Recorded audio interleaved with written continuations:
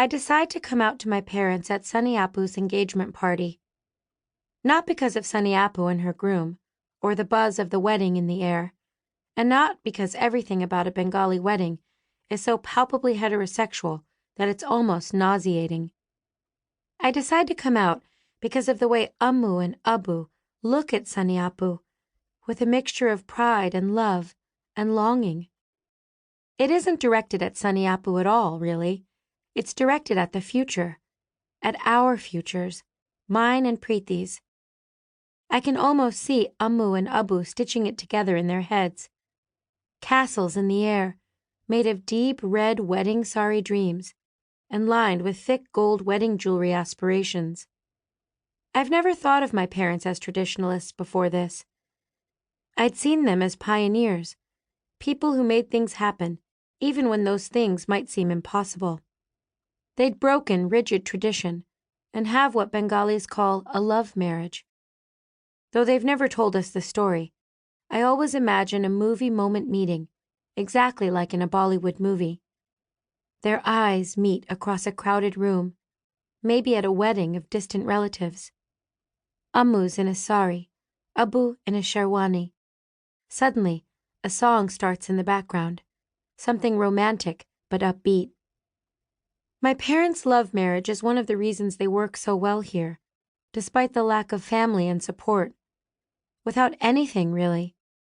They uprooted their lives one day to come to Ireland, to bring us here, to give us a better life, they said, even when in some ways they are stuck to the past, to Bangladesh, to everything Bengali custom tells them.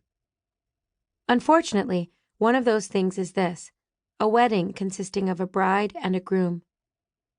But my Ammu and Abu did make it past the customs that told them love before marriage was unacceptable, and that love after marriage was to be hidden in a locked bedroom, like a shameful secret. So maybe, just maybe, they can accept this other form of love that blooms in my chest sometimes when I see Deepika Padukone in a Bollywood movie, and not when I see her male love interest. So that is how I spend Sunny Apu's engagement, trying to construct the perfect coming out moment and wondering if that even exists.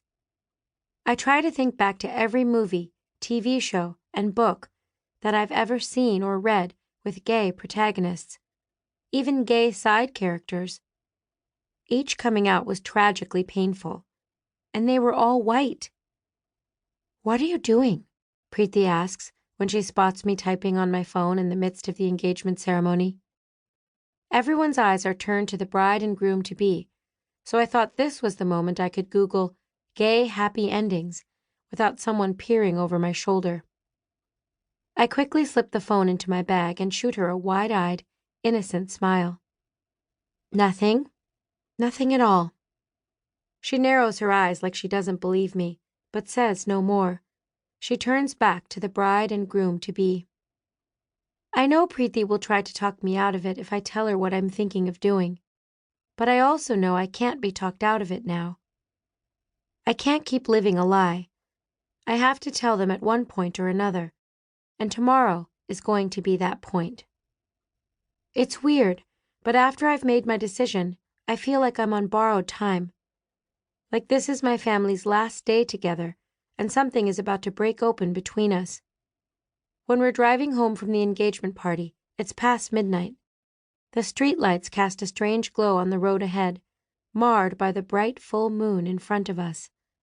It's a clear night, for once. Preeti is dozing in the back seat beside me. Ammu and Abu are speaking in a low hum, so I can barely understand what they're saying.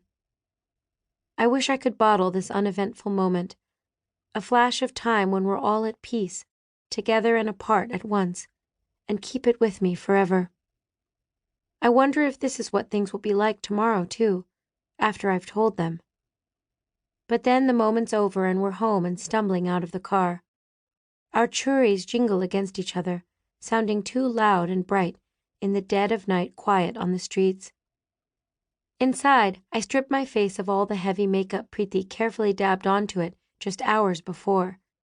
I slip out of my itchy, uncomfortable salwar kameez and bury myself in my blankets, where I pull up Google again and translate the word lesbian into Bengali.